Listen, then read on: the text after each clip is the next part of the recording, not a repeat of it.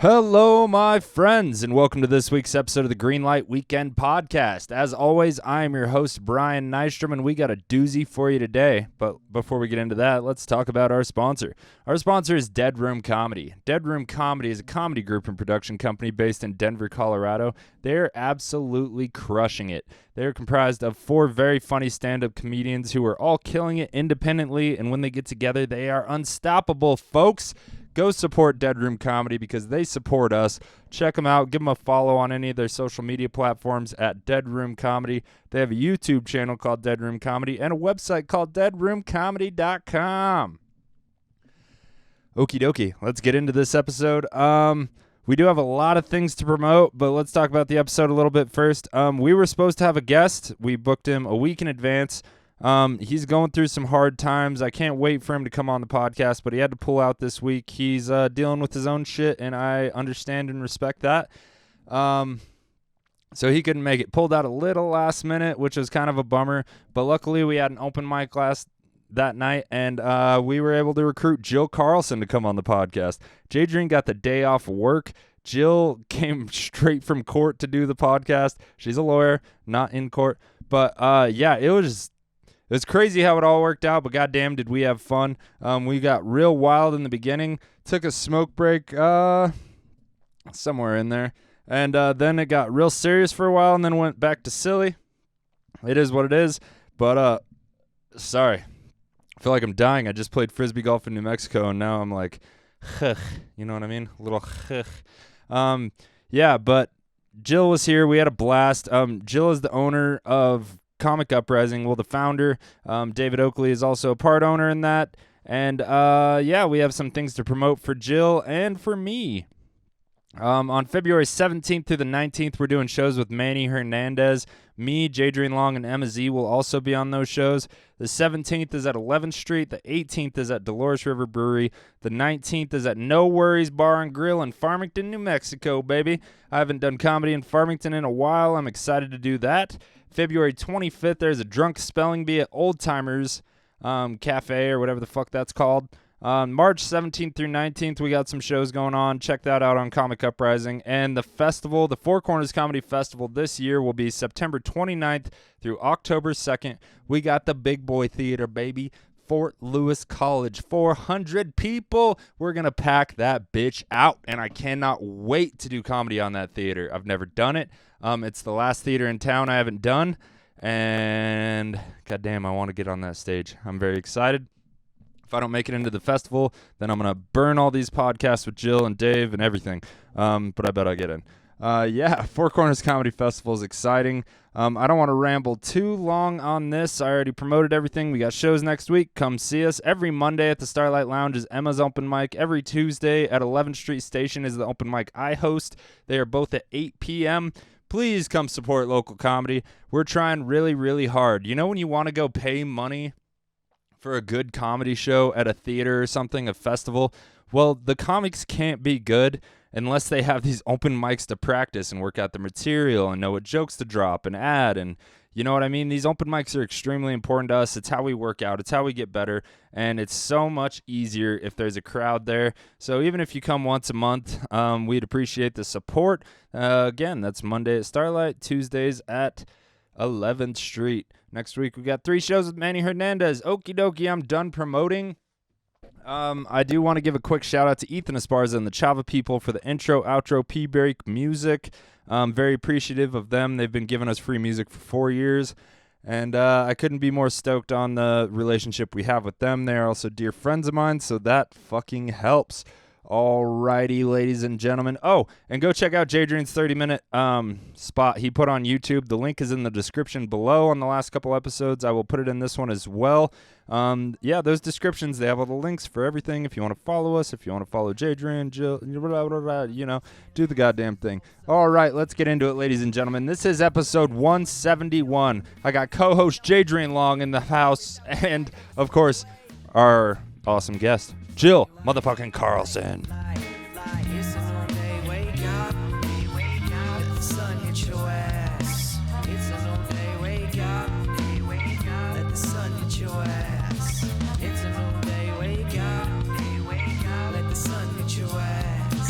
It's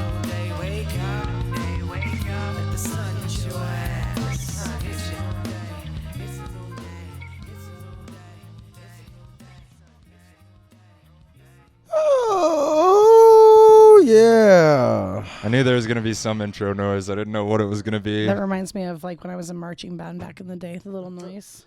Like the click track, like the metronome. The metronome? For That's sure. exactly what it is. Dr. Beat, that's what it's called. Yeah, to get you in the rhythm. You guys want to sync up? We can sync up. Our That periods? didn't go great Yeah, last time. we can Our sync. periods? We can sync our cycles. Yeah. Yeah. I don't know if my girlfriend's going to be happy about that. She's we do already, it at the same time. Listen, It's convenient. she's already on it with all of us. That's why once a month you hate all of us women. That's why we're all on it together. I do hate women. It's okay. We fucking hate all of you too. It's mutual hatred. Yeah, Fuck you. Fuck men. We still need each other. Yeah. Unfortunately, my wrist is pretty weak. I have a hard time opening jars. So you're right. I do. And yeah, but that's it. That's all. Yeah, that's all. Pretty much. Jars. That's why you drive to another state every once in a while to have That's sex. a fuck, yeah, dude. It's because you just got a pickle jar that just really needs cracking open. All the jars you couldn't open, you put them in a box. There definitely probably a jar has of been a pickle some jar involved at some point. Oh, you nasty. You nasty, Listen, when girl. you find someone you're compatible with them. And what happens behind closed doors is, It's joke fodder. Yeah. Listen, we've been doing it for 8 years. It's the longest relationship I've ever had. It's great. It's great. My longest is 5. So. I see him So- once so- every 3 months for 24 hours, and then I don't talk to him for 2 months and about 24 days. It's perfect. Perfect girlfriend. Perfect relationship. So Jill, you're a pretty like dominating woman. You're like you got like Me? like an energy to you. I was just gonna ask, whenever you hook up with this dude every once in a while, do you take control of him? Use him like your little bitch? Well, he's only got one fucking leg. Or are you looking? No. No. Is that the opposite? Do you just Nice. melt, dude? That's what you need. Melting is Oh, that's I'm so gonna send cute. this to him because That's he's so gonna laugh his fucking ass cute. off. Melting is an accurate That's description. adorable, man. Listen, I like role playing. I can let down my guard and not be in control. Yeah, is that why you for got that echidna suit? 6 hours. No, I got the echidna suit because it was $15.99 on sale, and I was like, I will get my money's worth out of this. What is an echidna Yeah, suit? when you fuck that dude So into. I went on tipsyelves.com. So, okay, if you're into like weird random shit like me where you're like, I should buy this fucking tiara or this fucking furry costume, tipsyelves.com, like the day after Halloween, just like in the grocery store, they mark all their fucking weird ass costumes down really cheap. So I No, that's great. intended to order a hedgehog costume, and the picture is definitely sex a stuff? hedgehog. No, just so that they could wear it for random shit. I don't know. Just because I could be like, I have a hedgehog costume. It's okay if it was for sex, Jill. But when yeah, it, we're when fine it, with furs. well, I say I mean, well, listen, here's why it's not for sex, because it has a zipper that goes all the way up the neck, and there's no. Nothing anyways. a pair of oh, scissors you can't just, yeah, fix. dude, you just rip a I'm hole. not cutting it apart. I paid for it. Okay. It was so $15.99. Who cares? I'm gonna get my money's worth. But One no, night of sex is So, worth so what if somebody $15.99. gave you $20 and was just like, let me rip that echidna? I would tell him $20 and a replacement suit. Then maybe What? I'd let him do and it. a replacement That's suit? Listen, I'm a negotiator. Fucking man. highway I can't- robbery. I am a I negotiator. obviously can't do math. I'm a negotiator. That's $45. But no, the reason I know it's an echidna is because when it came in the mail, it didn't look like the hedgehog, and it had a really long, like, phallic-shaped snout. And I was like, "What the fuck is wrong with this suit?" That's why it was $15.99. And Kelsey Parks was like, "Oh, that's like an echidna." I didn't even know what a fucking echidna was, so I had to look it up. And it's a long-nosed hedgehog, and so that's why. So it was a hedgehog. But yeah, It was close. But you got It's a a fucking sou- tail. it's a south. Not, it doesn't have a tail. It has a long penis-shaped nose. Right, but if your hood's down, very tail-like. Yeah. Kind of, I guess. Okay. Maybe. It's definitely more sticks out, Mm, like just like a giant dick. right. Either way, has a little black thing on the end, kind of Seems like a. inconvenient. So if you bought another one, you could definitely mod it out for sex. Yeah, I you do should know use the some. I long do know nose. some seamstresses. I guess you could you could install a zipper. Use the long nose for sex stuff, and then It's get the too, one you want. Listen, it's way too flimsy for that. So it's like no, it wouldn't work. Do you guys listen to music during sex? Sometimes. Not that often anymore. I usually fuck in the morning. Not always, but I wake up hard. I rub it on my girl's ass, and then you she- fuck. She Yeah. usually lets me. What's yeah. what's the weirdest music you listen to during sex? Weirdest thing. Well, I asked the question because I You have realized. roommates. Well, I realized that I can't actually have music while having sex.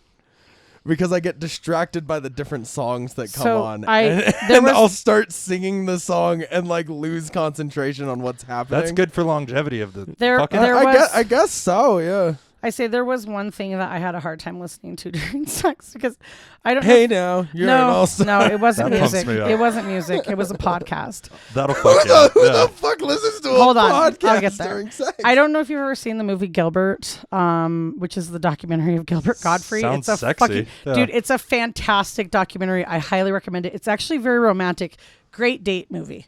Seriously. But Matt and I watched Matt and I watched the Gilbert Whenever- Godfrey whenever I documentary. think Matt and I watched the romantic, Gilbert I think Godfrey Gilbert documentary. Godfrey. And I was like, I want to start supporting Gilbert Godfrey. So I put the podcast on and then we started having sex and he was like, ah! And I was like, stop. Just stop it. Can't So believe he that's- didn't see that coming. Well, I wasn't paying attention. It was Right. on in the background. Then we start, and then I was just like, listen, stop touching me and turn the podcast off. It's over. I'm going to bed. So Do you know who? Oh, you stopped the whole show? all of You it shut stopped the down. whole Pussy killer. stopped the whole show. Blue balls. You know, Affleck. Done. That's when he came. Yeah. Well, he fucking better. 'Cause it's I don't know. over. He might have gone to the bathroom and masturbated. I have no idea. I would have. Probably. I've actually never done that. I'm just. I was just like, all right, stop whatever. touching me and roll Really? over and Yeah. go to bed. So. It depends on how close I am, I guess. If it gets shut down in the beginning, I guess I don't have to go jerk off. But if it gets shut down like at point of impact, I might not make it get out of the Point bed. of impact. Yeah, dude. Just like fine. I'm just gonna rub this one out right now. Yeah. I'm pretty close. Hold on. I'm in a long-term No, relationship. you don't have to move. It's It was keep over it at in. that point. Yeah. no. I've definitely done that before. What about mutual masturbation? Seems pointless. It's okay. It's I like a show, but it's not Like- like something that I'm gonna do to completion. Do you like it when a girl does it though? When a girl does it for you, like mutual, like you're. Well, I mean, That's just tough to pull off. I assumed mutual was both people masturbating. Masturbating independently. Yes. Yeah, that's what I'm saying. Where But- she's like, God, I can finally get off. He's not touching me. Finally, I can do it myself. He's just laughing because he knows it's true. Oh man, God, I hope not. That would be terrible. I But- won't say anything more. But what do no, you think they're using him for? His financial stability? Yeah, former roommate? there's nothing else to gain from this situation. No, actually, I hate to tell you this. Women love a fixer-upper. We do.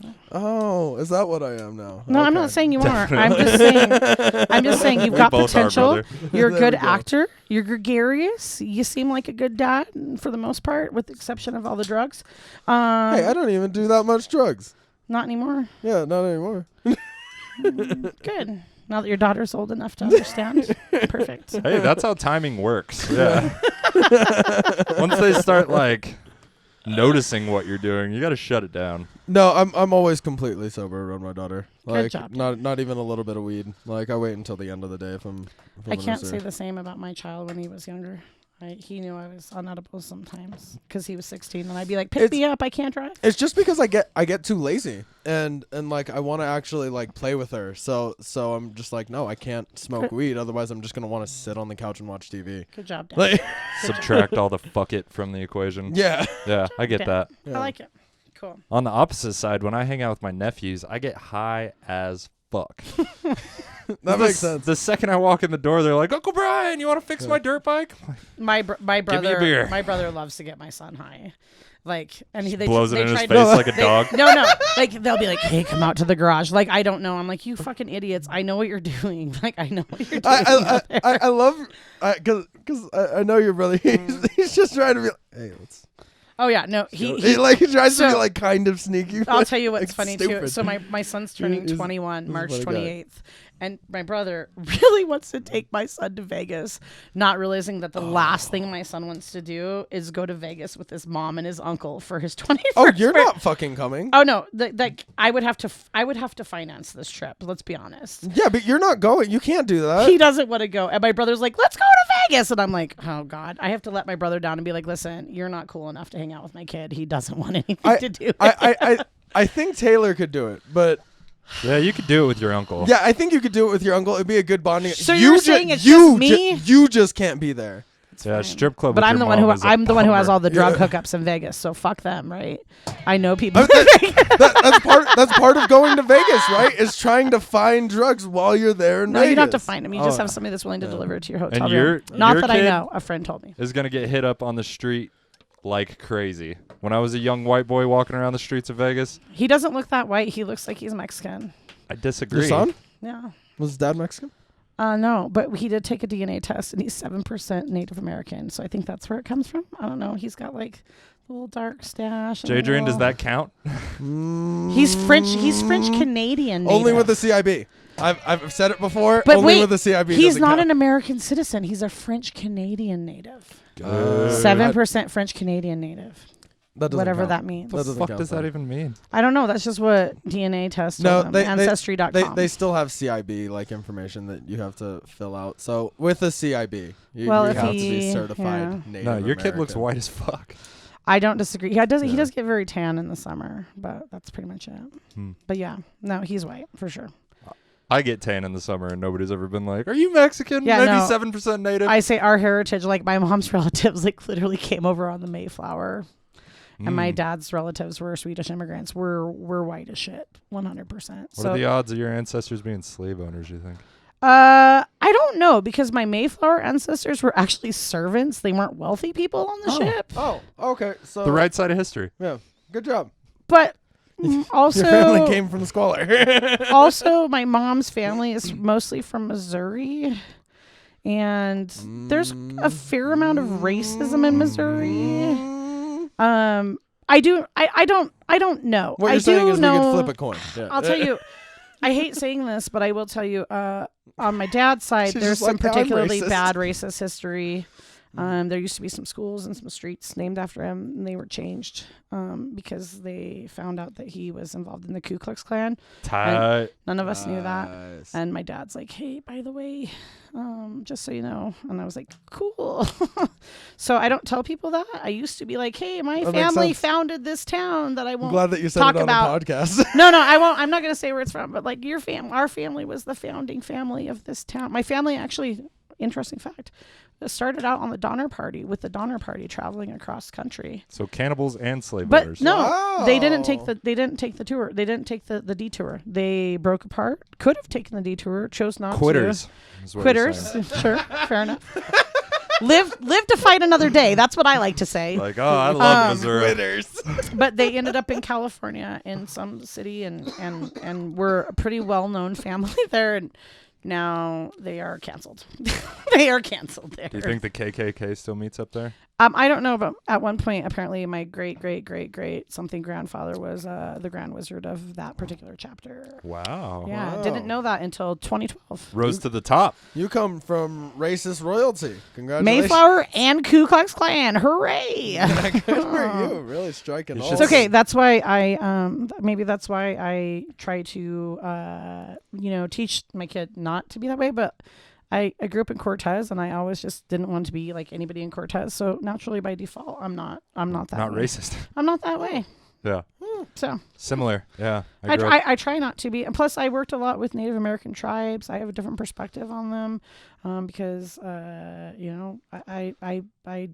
don't think they're bad people, and so I try to maybe undo the sins of my heritage as much as I can. Well, My that's all we family can was do. racist as fuck. Yeah. They- Mine too. Just kidding. Kind of. no, I remember a lot of racism coming out of my family. Did your family Towards like? who? I say well, like The did, whites? to the whites. To everybody. So was there a Fuck lot of like everybody. racial? Was Fuck there like everybody. racial slurs like used in your like family? Yeah. Definitely. Yeah. See, that's the one thing that's my family. Even though like with that background from Keep it classy. the time I was a child, I was before I always even been went a to school. soft You R. you don't say certain words, and like I knew that, and If I've you're listening never. to Biggie. Like when the first time I heard like What if it comes like rap karaoke? in like 1992, I can't even say rap and sound cool. The first time I heard rap music, I was like, oh my god, he said that word, and so it's always been like it's been ingrained in me since childhood. Like you don't say that. That's positive. Yeah, that's I good. made a mistake when I was a teacher. I taught in a school district in Las Vegas, and I told them right out the gate, like, this word is not allowed, which is the dumbest thing to do to middle schoolers, because then they made it a point to try say to that see word. exactly how many times they could say it. Yeah. And so I learned my lesson on that. But yeah, no, I've always been raised that Yeah, is, you never tell kids what to do. apparently. I learned that the hard way, Adrian. Thank you. Yeah, you just give them advice and let them do the dumb shit and No. fail. Yeah. Be like, see? That's a really hard thing to do, because that's where I'm at with my kid right now. And, oh, God, it's really He's hard. young. He's he'll going to be be 20. fine. He's an adult. Yeah, but he's a young adult. At 21, I was a Young fucking adult- shit show. 21-year-olds still can go to fucking prison. Yeah, I went to jail. Yeah, but he's not fucking going to. Oh, Prison? not yet. Not Prison? yet. Jail? Sure. Who hasn't been to jail? I haven't been to jail except for to visit people.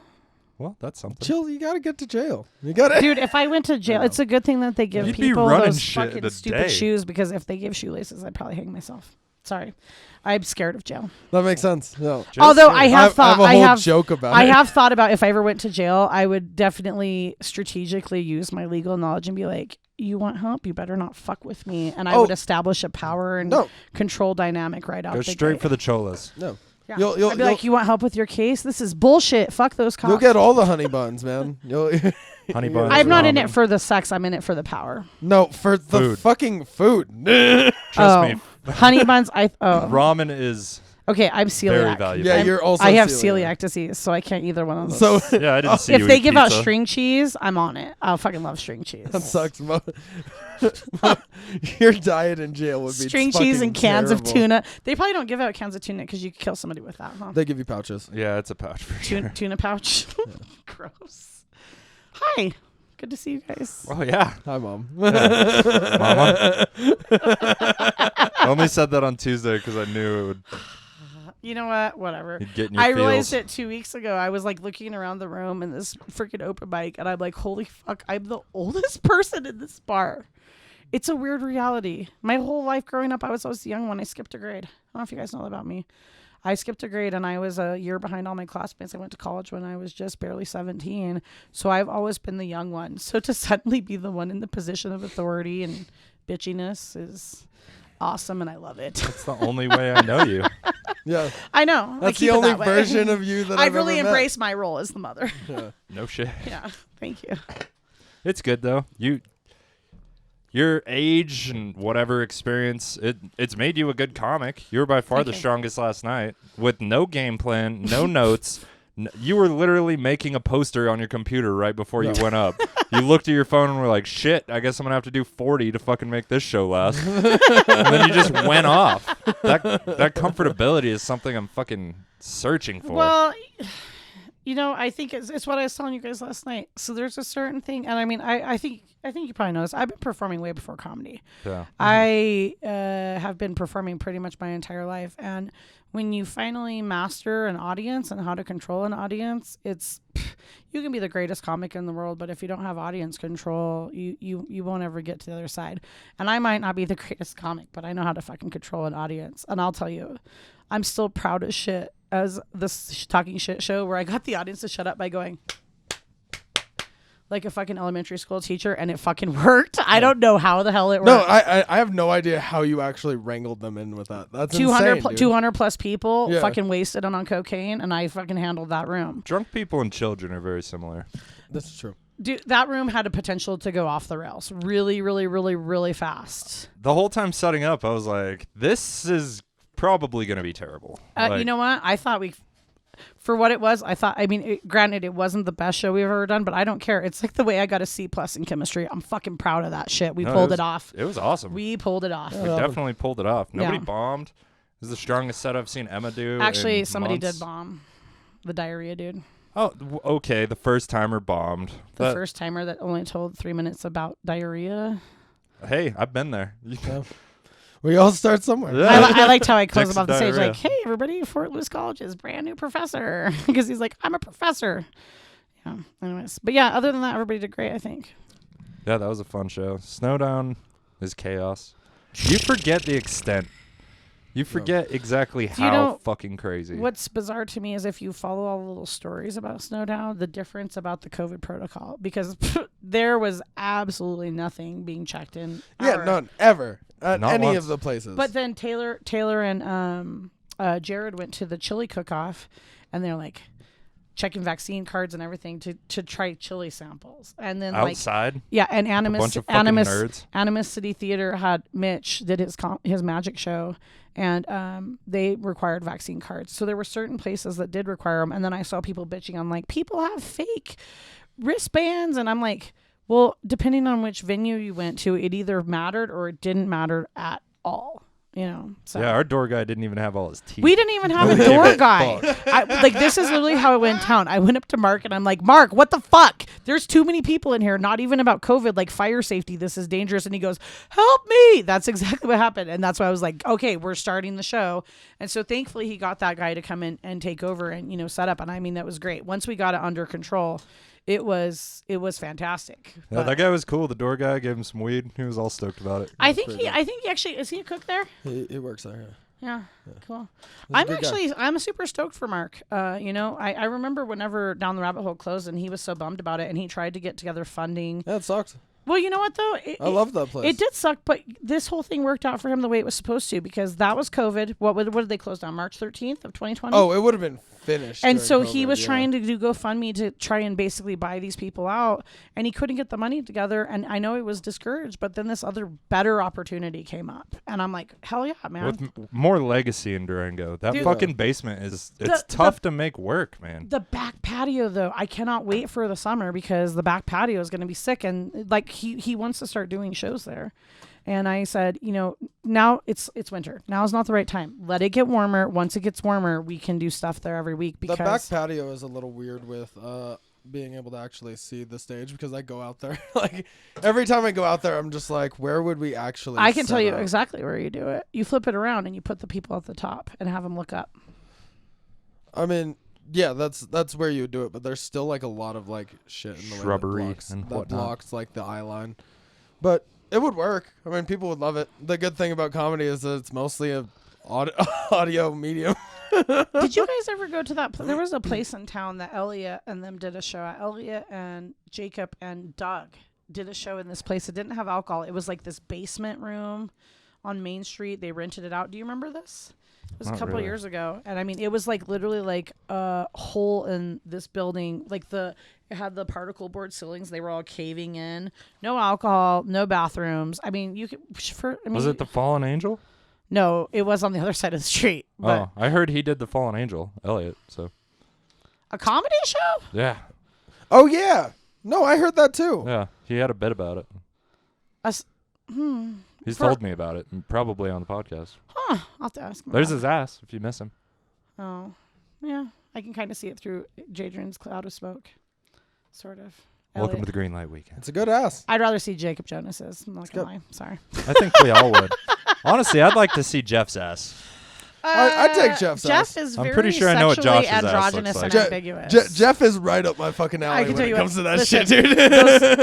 The ladies from that Cortez and Dolores that are like my age are like, who the fuck is that? It's all sexy with his curly hair. I'm they- pretty sure that's his semen on my futon. They all have the lost. Oh, gross. Nice. I just vacuumed it today, and I was like, "Oh, that looks like cum." No, that's calm. That's yeah. cum. No, Get that it, is Jeff. semen. Him and Well, Bianca. at least Bianca's not getting pregnant. He blew his load on the couch instead. All right. I think she's more into. I don't know, but I feel like she would be more into getting pregnant than Jeff would. I don't know about that. Just so she could have an abortion. Listen, no, I would say maybe in like 5 years. I don't think Bianca's ready to be maternal. That's a lot of money. She's way nicer to money. me all of a sudden. So I That's think she's because- really turning the corner. Well, also she's changed. This is what I think. If you weren't happy here, then it's gonna impact you in every way. She needed to make a move, and the move's been fucking great for her. I mean, look at how much shit she's doing. That's true. She's blowing up down there, and she had a good. She had I a. wish I was a hot girl. I know. It's not just about that though. Her material has improved a lot better. immensely. But I think fucking 5 sets a week.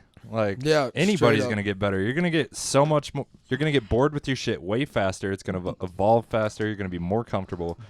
Well, I want to I'm- move to a city, but I can't Why? because I got this big thing I'm doing for like 5 fucking years. That's what I said about law. I've been doing it for I mean- almost 10 now. Yeah, but it's gonna give me financial freedom. That's what I said about law too, and no. I think real financial freedom. Okay. Probably. Yeah. I think There we go. perfect moment. Thank you. So, What kind of porn do you watch, Jill? well, What kind of porn do you not watch? Are you guys celebrating Black History Month? Traditional, like You also- don't watch traditional? no, Do you watch that? Do you watch like leather stuff? no. No. I could. I see do like that. latex. Okay. I'm into latex. I like latex. I don't know. Like Catwoman, No. Women, sure, Catwomen, sure. Yeah. You watch? lesbian porn. You watch a lot of lesbian porn? I do sometimes. I wouldn't say I watch a lot of porn at all. I would say I watch porn selectively. Why are you being so secretive about it? I would say I watch porn whenever I About every 2 months, pretty much. Yeah, just to prep for the game day. fair. There is one. I will tell you that I did discover that I think there's only one video of it on the entire internet. So if I tell you, Pterodactyl porn. no, Oh, it does start with a P though. If I tell you what it is, you'll look it up and you'll either hate it or you love it. But the people I've seen it told about it are like, holy shit. Look up point shoe fetish, POINTE, like ballet. Write it down. Point shoe I'll take a second. fetish. You'll find it. You'll find it. Adrian's about to play us the audio. It sounds like. I don't know that there is any audio. Is it like Black Swan porn? Very similar. Right? Is Natalie Portman in it? Because I'd watch that. No. But there's a very, very tall woman wearing a black outfit and a shorter girl wearing flesh-colored tights and I think a white leotard. I'm just guessing. I don't really remember it specifically. But one of them has point shoes on. Oh, I'm watching it right now. Yeah, you found Hold it. on. I told you. There's only one video in the entire world. When you find it, you're like, oh. Wait, fast forward to the end. You'll see what's up with it. There's No, something in it. This is just the preview. Hold on. Interesting. Okay, white leotard. Yep. Okay. Fast forward almost to the end. You'll get there's Go to the money shot, there's Jay. a special thing. Are you talking about the strap-in? It's a strapless. Strap. Oh my God! It's a fucking ad. Oh, wait, what's an ad? The entire fucking porn was an No. ad, and I feel betrayed. For porn? No, you're on the wrong Or website. for a What strap-on. website are you on? Does it look like this? This is the one you're talking about? Yes. Okay. Yes, that is. Is it a strapless dick? It's a strapless. I'm gonna watch this later. Listen, I'm gonna draw it for you. It looks like this. So if you are a woman who has Ah. Yeah. Kegels. yes, Got it. strapless, STRAPLEZZ. Ah. There's one video. Are you into girls at It all? seems like it No. should have been a design that was already around. If I'm gonna be quite honest. I think it would be unwieldy because I know women that have a hard time keeping a tampon in. So, not really. Mothers? Stop talking about our wide set vaginas, please. Is that what you're we saying? birth children. No, not all. No, there's plenty of women who have wide vaginas that haven't had children. No Kegels? Just confused. So many questions. I've just never encountered one of these wide anybody who vaginas. says that they have a tight vagina from Kegels is a fucking liar because their vagina was already tight. Sorry, I'm just gonna say it. I'm not saying it's what I've been made it. I'm kegling. saying My kid is gonna be 21. I've been kegling for like literally 20 years, and no. how often? Right now. Right. I knew that was the answer. Yeah. Had to be the answer. It's the only funny answer. Oh goodness. No, I'm just kidding. No, I'm not particularly into women. No, but I do find that video fascinating. I'm not gonna lie. Oh, it's a fun video. I'm gonna watch it later. Oh yeah, you'll enjoy I it. wrote it down. Enjoy Yeah. it. Yeah. You'll enjoy it. Yeah, no. Can't wait to get a new the virus. the comic Trumaine Bradley. Oh, it's on I Pornhub. told him about it, and he was like, "Holy shit!" Like he messaged me right away. It was like, "Oh my god!" And I was like, "Told you, dude." No, it seemed hot. It seemed like a hot vid. Nice. So, but no, not really. I actually really don't care about anybody. I guess maybe sometimes mostly asexual. I'm not really like. I'm My just- mom's at that point. She's I just not really a when I need to sexual scratch being. when I can be when I need to scratch the itch, and when I do, I'm pretty terrifying. Call you dick dealer. I think that means you have an I get STD. very sexually aggressive when I need that, when I have a biological urge. So yes, I do have two people that I sometimes shuffle between that I know. So you just are wake up every full moon and you're like, I need to fuck. pretty much That's pretty cool. whenever I message the You're guy, like a pussy when I werewolf. message the That's guy from Utah, I'm like, time for a freak fest. Pussy werewolf is the Are name you of this busy episode. this week? Pussy werewolf. I called it Nympho Barbie, but I like that better. Pussy werewolf. But yeah, It would get my attention. I will say I've not been completely chased. I've definitely had my fair share of interesting encounters that. When did you lose your virginity? Oh, I don't want to tell that. I will tell you where I was at. I was across the street from Montezuma Cortez High School in a trailer, and Beavis and Butthead was on the TV, and I was on one of those bunk beds that had the twin one on the top and the full on the bottom. But I won't tell you how old I was. Were you on the top or the bottom? Bottom. Of course. It was very disappointing. I was like, that was it. Oh, that makes sense. Were you like 27? I had my child at yeah. the age of. Oh, yeah. I was a teen mother, so no, I wasn't 27. Although I did take a self-imposed celibacy break for 5 years, and After your kid? Mhm. That yeah, makes sense. from about 24 to about 30.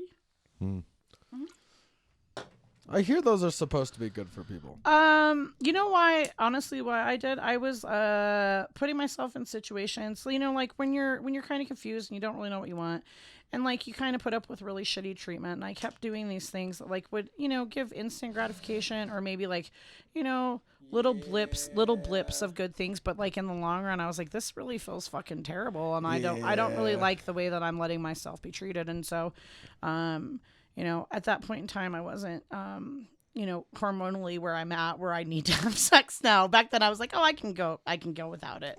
Now I can't, unfortunately. Back when porn was hard to find.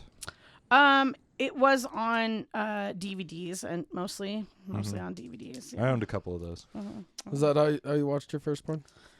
I Was on a DVD? think Reel to reel. so. Honestly, I think so. Yeah. What about you, Jay? VHS? You You seem like a classy bitch. No, it was actually a magazine. Me too, It was obviously. It was a torn up magazine that like that you I found saw in the actually- woods? that someone had found and like brought to school, One and of like it just got ripped to shreds because it's a bunch of animals. And it was this one page of this Asian chick, and I was like, My friend's This mom is- used to this get is a Playgirl subscription. Have you ever seen? I'm aware it exists, but I have not ever seen That was one. the first like porn I saw. Playgirl is like not meant for ladies. It's for gay men. But it's dudes. It's dudes. Like instead of like, you know, the woman posing seductively, it's like a naked oiled up man. Just with, like- rock hard dick. Yeah. And she had it in her bathroom. I remember finding it and being like, oh my God. Bathrooms are always And then where the porn going was to my kept. friend and being like, her mom has a porn. She has a Playgirl in the bathroom. Like, yeah, I was like 14 or 15. where else is she gonna get it done? Yeah. Kids was- running around. She got kids. Both of her kids ended up so fucked up. No, that makes sense. She had a Playgirl in the bathroom. Yeah. I guess the boy's gay. He is 100% gay, and the girl married a gay man. So Oh, tight. yeah, That's always a bummer. Interesting. he was great at doing her hair though. I bet. Yeah, I bet it comes with some benefits. Yeah. I've thought about getting a gay man for those reasons. Yeah. So The tax breaks. Yeah. Woo. If Jeff just lived near here, I would dress completely differently. you have a Because man he would be crush my on Jeff? stylist. A little. I also have a man crush on Jeff. Yeah. He just oozes sexuality. Yeah, dude. See, you know what's the funniest thing? You know what I like the best about Jeff? I like his fucking Lutheran jokes. That's my favorite thing about Jeff, like the most chaste thing about him. Where I'm like, I did not expect you to say that. I didn't, because I was raised Lutheran as well, so I get it. And I think I'm probably the only person in the No, world who likes his Lutheran I actually jokes. also like his Lutheran jokes. I appreciate that much more than anything else. Thank you. But yeah. But no, yeah, that's basically it. So what else are we going to talk about? I don't know. What kind of porn do you watch, Adrian?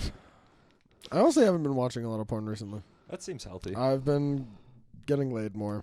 Yeah. Doesn't it feel good? It does feel good. I also rarely It's watch pretty great. porn, but I was thinking about it earlier, and I was like, I should ask Jill. I will tell you that I did meet a porn star one time. Girly guy. Girl. And Hot or not? well, I think you probably know who she is because she's kind of well known. Her name is Ariana Snow. She was pretty popular in the early 2000s, and the reason why I know her is because the first time I saw like a multi-penetration video, like this girl took like 4 at once, and I was like, holy shit. And then like the very next weekend I went to a car show, and she was at the car show signing autographs, and I was like, I know her. I think so. She likes to take multiple dicks. No, that's not her. Take multiple Maybe dicks. it's not Ariana Snow. Let's see porn. Let's see PORN. Let's see what her name is. Maybe Aurora Snow. Aurora Snow. That's her. hot. Aurora. That's her down on the bottom. That's her down in the bottom. But yeah, she takes. Seems like a nice girl. like a nice girl. she Like a good friend to have around. You know? always. Oh, okay. That's. Oh yeah, I know that one. But yeah, she that was the first time. Curious. I guess I didn't realize biologically that you could do that, like triple or quadruple penetration. I didn't. Realize. Oh yeah, no, those holes will stretch for days. First of all, I didn't realize that was a thing. Secondly, You I had was a like, child. how are all of those men so flexible? they also have to train for it. That's where the challenge begins. Is the flexibility. The girl could take it, all right? Or at least they always seem that way. I'm not into gangbangs. It's never done anything It's too for much me. going on, man. More than one girl? Okay. More than one guy? I'm out. I Like, say the only thing I'd say about the gangbangs is as long as they don't show any of their faces, it's not that bad. But the second they go away from, I think that, it's once it goes past like four like people in frame that I'm just like, this is too much. yeah, I just can't. dicks and pussies everywhere. Assholes and elbows. None of this makes sense. It's like an abstract painting at this point. I don't even understand. I don't remember taking acid. But yeah, no, I guess porn is, it's kind of becoming a pretty significant thing as far as like addiction nowadays. It's, For sure. A lot of lonely motherfuckers. Well, yeah, I- COVID couldn't help. I even noticed No, I was jerking on off a lot. one of the days that I actually did watch porn. Jerking off They a always lot. have those commercials, and one of the commercials said, "Desensitized to porn? Try this." And I'm like, oh, we've gotten to that point because that's why porn kind of came to be, because they were desensitized to like actual real life. Now because porn is so readily available. I mean, for fuck's sake, our friends fucking sell porn. I think Like, I know people that sell porn, I think porn came more out of dudes wanting to jerk off. I don't think it's sensitivity or desensitized to life. I think they couldn't get laid. Or they're in unhappy marriages. I think it's they couldn't get laid and they didn't fix the main problem of them not getting laid, which is Sobriety, obviously. going out there and fucking like doing something. Yeah, with do an yourself. open mic. Yeah. Pussy just falls out of the sky. Start a fucking Does it? It did. Start a goddamn hobby. Do fucking something. Back and up get for out a there. second. Back up for a second. Is that really a thing? Like for guys, do guys get hit on because of like chuckle fuckers? Sex was never easier to come by than after I started mics. Really?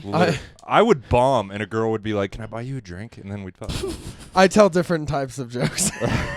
I don't exactly get a lot of approaches after I get I just done talked with the about set. shit. I've Shitting my honestly, pants, I've little dick. only dated one comic ever, only one, and I almost didn't. Wesley Stein. No, David Oakley. no. I actually talked to David about it and was like, "Should I do this?" And he's like, "Yeah." And I dated one, and then I was like, "This was a terrible fucking idea." Is this person a Yeah? comic we know?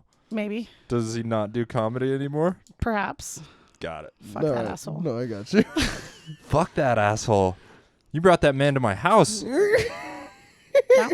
How dare you? Listen, here's the deal. I'll tell you one thing. I can be pretty forgiving about a lot of stuff, but when you try to fuck with my business, that is the I could see that. Fair enough. Don't Seems fuck like a my guy egg. that has a so lot when of time when on the his hands. statement was made to me that I am trying to basically get access to this, I was like, cool, you're out. Because you guys know we've worked hard to create what we have here. I'm not gonna let someone come in and fucking destroy it or be shitty. And when I got Especially somebody that's not that funny. well, when I got reports of Awesome. of that person going to other comics and telling them things like that they didn't deserve certain spots and being critical of their jokes, I could tell you he did it to me. I had the biggest thing I've ever done in my career. and I came off the stage and I felt like I had a good set, and he got to me right away and made me immediately feel like I bombed. And I didn't, but for the entire night, it didn't matter what anybody else said to me. Jeff Cohen was there. Jeff came up and was like, "You were great." And I was like, Jeff Cohen's good. He's just trying to be polite to me. I fucking sucked. And I even recorded it. I didn't watch my video for almost 2 weeks because I felt like, oh my God, this is the person that I brought to be my support system. And he just told me that I fucking ate shit. So I did. And I didn't. And I am like, no, that's not a person we need here. And, you know, no disrespect. He knows what happened. You know, if I wanted to show receipts, I certainly could. There's a reason he's not around, because if I was in the wrong, he would be out here trying to make all you guys know what happened. That's all I'll say. Oh, okay. Fair enough. Well, Fair enough. Once you're dead to me, you're fucking dead to me. Yeah, I always listen to the funnier person. That's what should happen. Once you're dead to me, you're fucking dead to me. And that doesn't mean, here's the deal. I'll be honest. There's a couple people here in town that you guys know I don't fuck with them. If they showed up at my open mic, am I going to kick them out? No, they're welcome to get on my stage. I'm not going to be fucking friends with them. I'm not going to go sit on the patio and fucking shoot the shit with them and, you know, call them and talk to them. But, you know, if they want to participate, that's fine. Yep. I'm not going to let them fucking. Open mic. Yeah. But I'm not going to let them try and fuck with what I've done here. Yep. Period. That's fair. You know, and I think all of you guys would be the same way. You know, if the shoe was on their foot. I am the same way. I'm very defensive of our scene. I think with good cause. You know, I mean, what I love is when people come from out of town and they have no idea what we have here, and then they get here and they're like, "Holy shit, you guys are fucking rad." And Best example, Anthony Jenkins. The motherfucker had so much fun. A lot of people do. A lot of people do. And see, that's why, like I told you, this guy that was going to be the feature, he wanted to be all shitty about shit. And I'm like, no, I know what we have here and I know what we're worth. And you might not get it. And that's fine. I don't care. You don't need to know. It doesn't hurt my feelings. I can tell you there was a big comic. I won't say the name. But I'm sure he doesn't watch a podcast. No offense. Oh, he does. No offense. But there was a big comic that we booked. Bobcat Goldthwait. No, not him. We booked him too, but not him. But no, this person kind of fucked us around. And I kept saying, hey, I need your headshots. I need your graphic design. I need to get this shit out. Can you contact me? Can you contact me? Can you Brad contact Williams. me? Nope. And anyways, he kind of blew us off. And then right, 10 days before our show, 7 days before our show, tells us after months that we've been asking him that he is double booked and that was kind of shitty about it. PJ motherfucking Johnson. No, it wasn't PJ. And I know you said big comic. You want that smoke, PJ? PJ, I love you. Come I to miss Durango. you. Stop pretending like we're not your friends. Don't We're your text me friends. back, PJ, motherfucker. please come and see us. We love you so much. But no, he basically canceled, and Dave was like, we need to bring him back. And I said, no, fuck that. I said, Dave, listen, I know that this guy is a big deal, but I said, no one in Durango even fucking knows who he is besides the comics. I know, I've heard and this story. Secondly, if it doesn't matter that we're small now. If we let people think that they can treat us like this, they'll always treat us like this. And that's where I developed that philosophy. You've heard me say it before. I work with people who want to work with me. If you think I'm not worth your time, cool. Have a good one. I'm not going to be offended. I'm not going to pay you. I'm not going to beg for you to come do my show. I don't need that. There's plenty of people that want to come to us. I mean, the fact that I have people out of this area asking to do Dolores, Colorado. They want to play Dolores. They want to go to the smallest, whitest town. Widest town in It's fucking insane. Colorado, and That's they insane. want to do it. That's why I'm like, listen, if you don't know what we got going on here, that's fine. You don't need to know. We had Jeff Cohen come and basically do a 10-minute spot. Jeff Stonick. No, Jeff Cohen. When? Wasn't he here? He came here for the festival. That's what I'm saying. When Elliot was headlining, Jeff Cohen was willing to come do a fucking 10-minute spot. You know what? Actually, that person that's on the comedy scene went and picked him up from the airport because they knew And each freaked other. him out? Oh. They knew each other. They knew each other. And then we saw Jeff in Vegas because Jeff was there for World Series of Comedy. He came to my fucking show that I did at the Stratosphere, which I thought was awesome. I'm like, He's a Jeff, nice guy. thank you for coming. Like that was, it was so cool. Like I really appreciated him. I don't know if he was going to be there anyway, but like he made a point to come and watch me do the Stratosphere Club, and I was like, fuck yeah, that's awesome. I mean, that's what they appreciate. The people who know what we have here and appreciate it, I'll bring those people here any day. The ones who think that It's nothing. Cool. I love being Colorado's little comedy secret. It makes me fucking happy. No, eventually this place is gonna blow up. I don't know that it will because I'm okay with the not. Can I tell you why? Why? You want to fucking stay here? I'm stuck here. For right Fair now, enough. you are. But if comedy takes off for you, if the right opportunity presents itself, Yeah, I'll use my new wealth and fly wherever I need that's to what go. I'm saying. But what I'm saying here is, do you have a vested interest in making a comedy? Like, let's just say, for example, do we need a Comedy Works here? No, and it's not going to happen. That's I'm what I'm using saying. this as a building tool, We are and eventually we'll we hand are it a back to farm Ryan team. MC, We're a farm team. and he'll get something going again. He might. I've talked to him. I can tell you this. Ryan definitely reaches out to me whenever he has people reach out to him and says, hey, I'm not doing stuff right now, but this person is. And, I appreciate that. I can tell you there's times in the past where Ryan and I got salty, and God bless David Oakley, because David was always the great good cop to my bad cop when I was like, fuck you, Ryan. And then David would be like, she didn't mean it. She didn't mean it. Let's talk it out. And Ryan and I are cool now. It's Ryan so weird. Ryan and I are cool now. It's just so weird to hear a story of Dave being the voice of reason. For real, dude. Can I tell you It's what? such a shit show. Listen, I'm going to go on a little Not always. Dave Oakley praise moment right here. David Oakley, by far, is... I might change my tune someday, but David Oakley is the best business partner I've ever had. David knows that I'm fucking crazy, but he also knows what I'm about, and he saw it right away, and I think that's why we work together well. And the other thing I think that I like about Dave is where I am bold and aggressive and he's not, I think we work to serve each other well, where I'm like, Dave, come on, man, put yourself out there. He got real pissed at me one time, and I know he's going to watch this, and he'll remember it, because he was doing the Rancho mic all the time. And I was like, dude, get away from the microphone. And he got pissed because I said, you're having a hard time letting go. And he knows what I meant. I said it maybe in the wrong way, but I was like, if you want to be a comic, you can't just be a host. You're not going to move to another scene and just start as a host. Like, you got to work your jokes. And eventually he's like, yeah, you're right.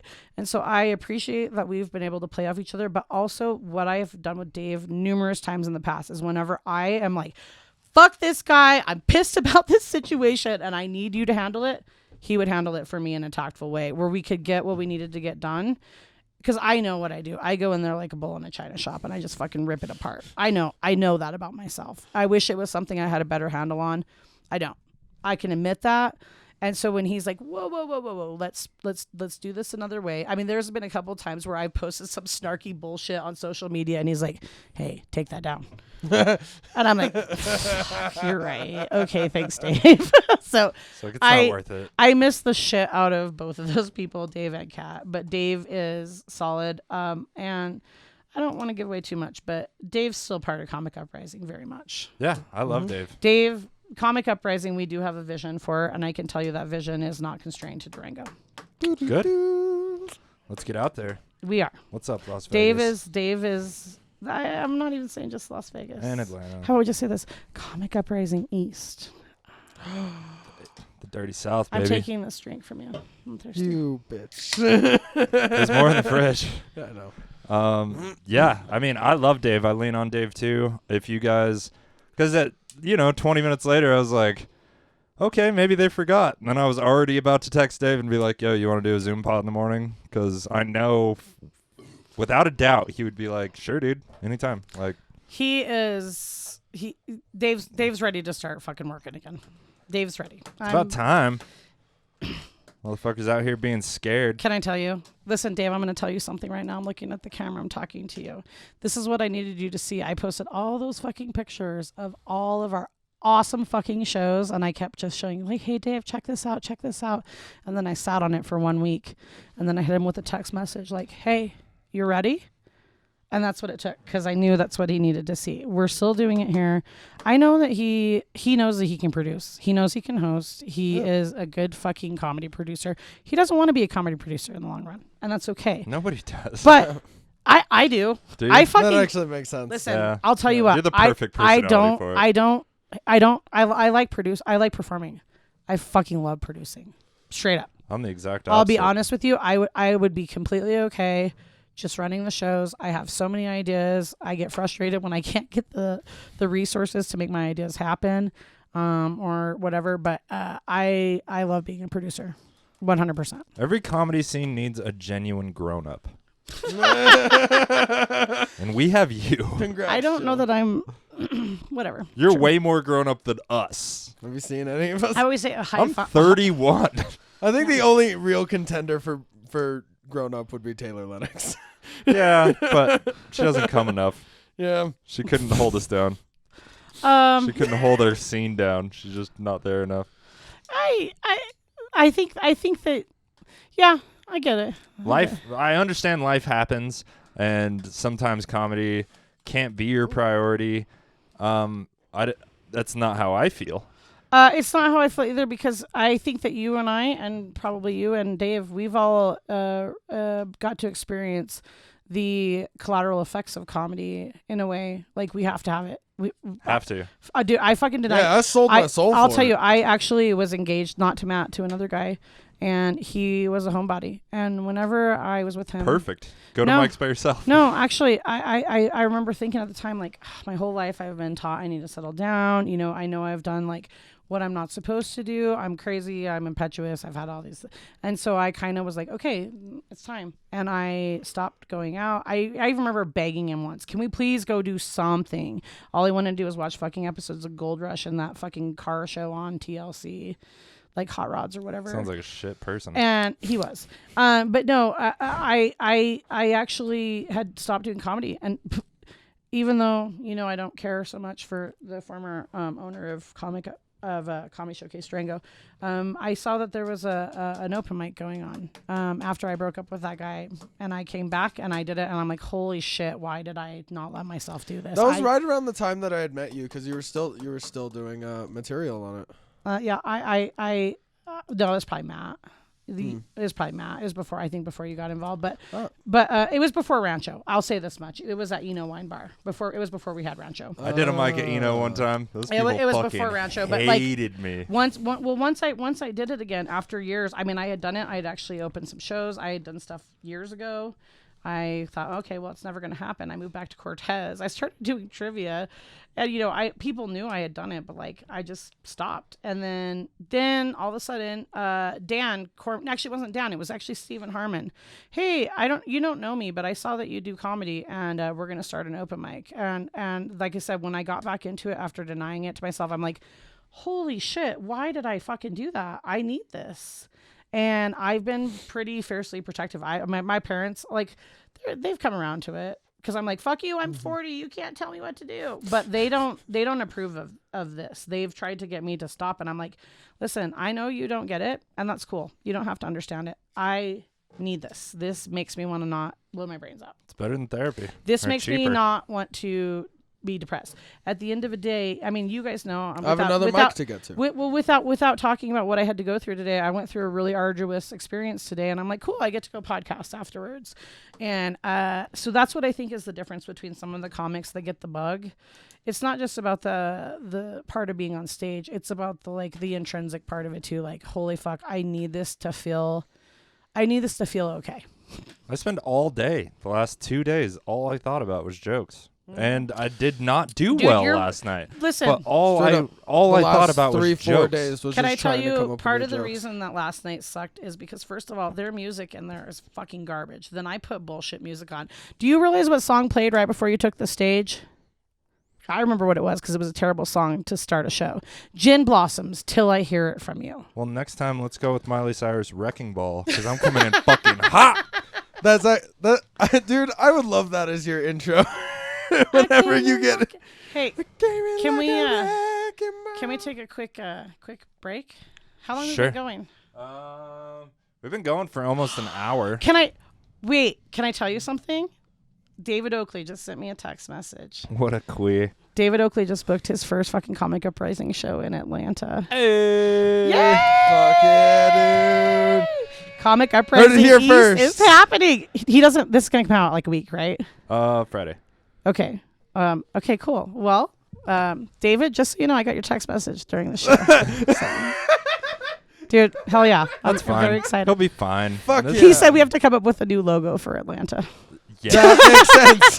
That makes a lot of sense. I actually was like, what about like the Neanderthal man, and we'll have the last one be a comic? And he's like, that's a good idea. So I'm going to work on a new logo. Do a gay pride flag. They have them on churches there. I saw it with my own eyes. I actually went to school in Topeka where the Westboro Baptist Church was, and they had a gay pride flag too, except for it was upside down. Yeah. Beneath an upside down American flag and a big banner that said "God hates fags." Basically the KKK as far as I'm concerned. yeah. Anyway, so smoke break. Sure, let's take a quick break. We'll come back with like 20 or something. Congrats, Dave. Yay, Dave. It's a new day, wake up. Let the sun hit your ass. It's a new day, wake up. Let the sun hit your ass. It's a new day, wake up. Let the sun hit your ass. It's a new day, wake up. Let the sun hit your ass. It's a new day. It's a new day. So you didn't want children? No, I didn't. I actually, from the time I was very young, said I didn't want to have children, and then I got Had a child very young? I got pregnant my freshman year of college, actually. In between my freshman and sophomore year of college, I actually moved back here because I was kind of a little dick. Surprise. Whenever I was in college my freshman year, my parents were like, look, you can stay up there. I was in South Dakota State University. Been there. Not good. I was working, and my parents were like, hey, you're fucking around. Like, I totally fucked around my second semester. I ended up, like, just kind of partying. And my parents were like, listen, if you want help from us, you can either move back and go to Fort Lewis, or you can stay there. And I was like, yeah, fine, I'll stay here. And I was working part-time at a car wash and a Perkins restaurant. And then I realized about 3 weeks later, like, well, this isn't going to work. And Can't afford it. But I, of course, I would never say that to them. I was like, well, I've thought about it, and I think I'm going to. It'd be nice to have my child around family. Well, no, I didn't know I was pregnant at the time. So I moved back tight. here, and then I started school at Fort Lewis. And then after I had moved away from there, had to call that person and be like, hey, remember me? Surprise. And so I actually had I moved 1,000 miles away. I did. I had my son. Actually, Fort Lewis was super cool with me. I was in the music department. I found out in November that I was pregnant, and I had to tell all my teachers, like, hey, I'm going to have a baby. I found out when I was 5 months along.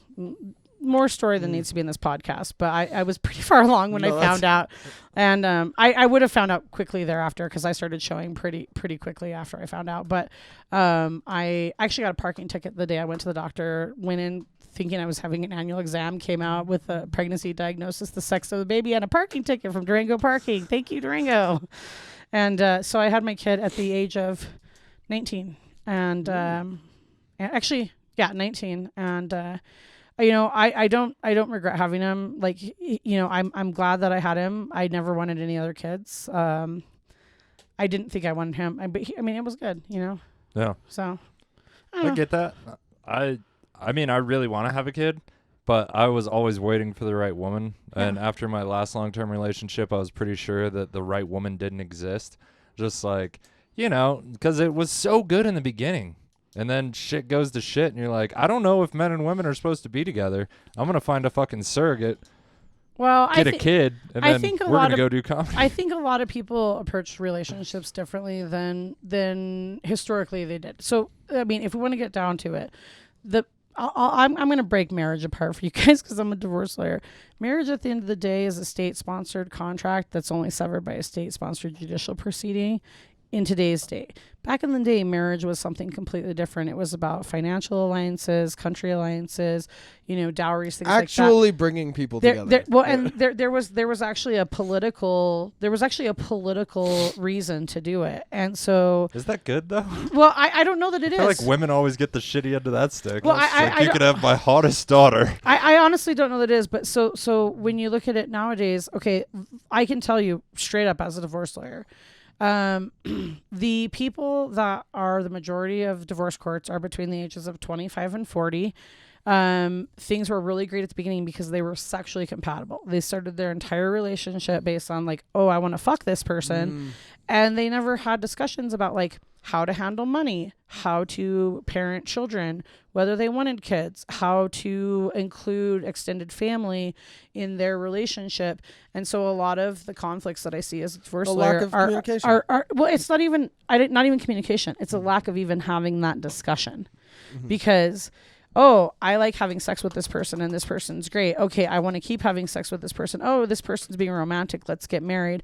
And then when shit gets real, like you find out that your ex has a warrant or I'm just speaking in generalities. I'm not talking about anything particular. This is fair. But no, I mean, when you find out things about people or, you start to really, especially like the cases I do that are domestic violence cases, I don't want to say that there aren't people out there that are just naturally shitty people that look to do that. I think a lot of domestic violence perpetrators don't start out intending to be abusive. I honestly believe that. I think that when they start to get an element of control, especially when they feel like they're about to lose control, that's when things get really bad.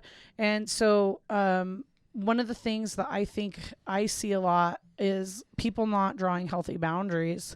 And I do. I and sometimes we know. Well, but so this is the thing is people are like, well, you're such a bitch, and I'm like, you know what though? Fair enough. If you think I'm a bitch because I'm demanding this from you, that's fine. You can think that about me. That means you're not my person. That means that we're not supposed to be together, or our interaction is not supposed to be beyond what it is. And I guess maybe when I was younger, I did feel that because, we've all been taught you're supposed to get married, you're supposed to have kids, you're supposed to do this thing, this Americanized thing that is rapidly going away. Yeah, tried that. Didn't work out. The nuclear family is going away. But for years of conditioning, we know what was expected of us as a societal thing, and I can tell you, don't get me wrong, there are those relationships that are really good. I mean, my parents have been married for 40 some years. Have they had their fights? Absolutely. Have they threatened, I'm going to divorce you? Of course they have. But at the end of the day, they do have a good even power balance. They realize they live in a nice house. Well, and honestly, my mom is a good match to my dad because she's not they definitely, I would say, have more traditional gender roles, but at the same time, if my dad's being a fucking idiot, my mom's going to call him a fucking idiot. And vice versa. And I think there's something to that our generation. No, it's honest. That's we what it don't is. have that talk, and I see it a lot with women, especially women who are insecure, where they're like, well, I don't like this thing that this person is doing, but if I say anything, he might break up with me, so I'm just going to tolerate it. And you should fucking say something. Thank you. That's what I say, and that's what I tell them. But I mean, I see it a lot where they're like, well, I never liked this thing, but I just let him get away with it. And I'm like, why will you think that if you try to draw the boundary now, after you've been together for 6 years, that he's going to listen? He's not, because you never told him that was something that you needed. Yeah, you tell him from the get-go, and either they stop doing it or they do it by themselves so that you don't have to fucking worry about it. Well, when I finally had my realization about what I needed and where I needed to establish boundaries for myself, it was right before I met Matt. And I don't know, I know you probably remember Matt. I don't know if you do. Matt, I love Matt to death. We're not supposed to be married. We're not meant to be together. But I will tell you this, it was by far one of the most healthy relationships I had, because we did do that, where I'm like, hey, this thing that you do, and vice versa, he said the same to me, but this thing that you do, or this thing that you want, I can't have that, or I need it done differently. And if you can't get on board with that, that's cool, but I need this. And so if that can happen, we shouldn't be together. And I mean, I still talk to Matt pretty much every day. We've been broken up since 2019, I talk to him all the time. I mentioned this the other day about ultimatums, how people will be like, that's not fair to give me an ultimatum. Yep. That is someone actively being like, I'm not okay with you setting a boundary with me. I agree with you.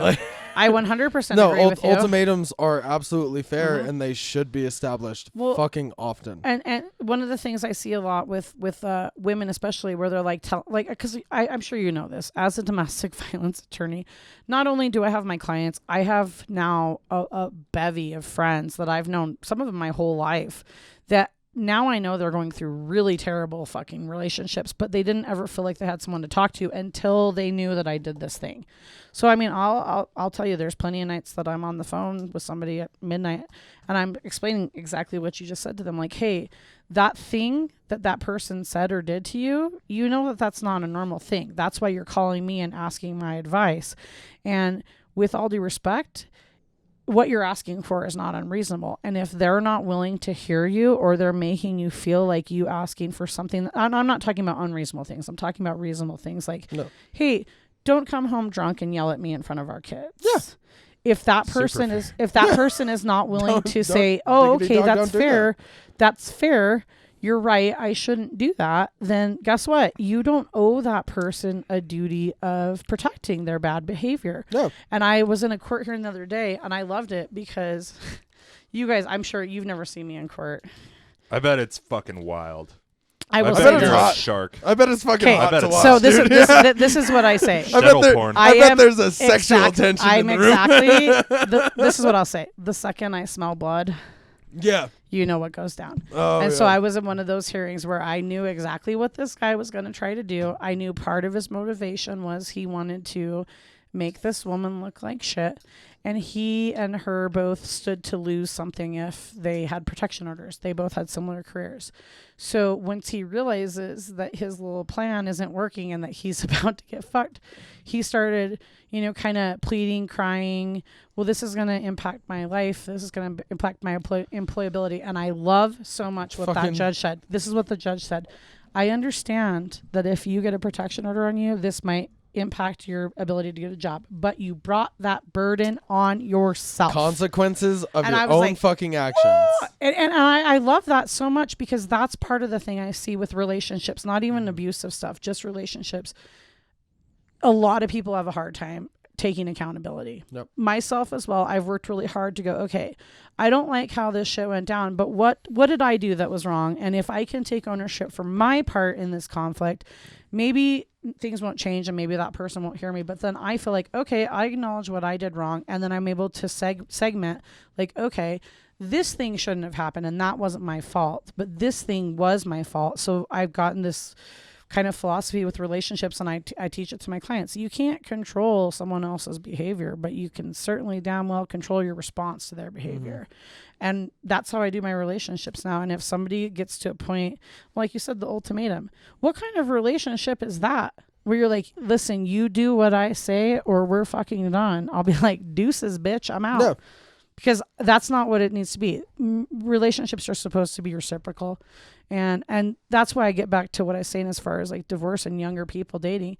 When it's reciprocal as far as like, cool, I get you off and you get me off. That's great and that's fun. But that is not a relationship. That's a fuck. Right? Every 3 months. Yeah. Thank you. It's perfect. It's perfect. But I mean, that's what it is. And see, honestly, okay, going back to that fella, I'll tell you, this is what I'll be honest with you. I care about that guy. Not in love with that guy. He's not in love with me. I respect him. We know a lot about each other. I watched his daughter graduate high school. He watched my son graduate high school.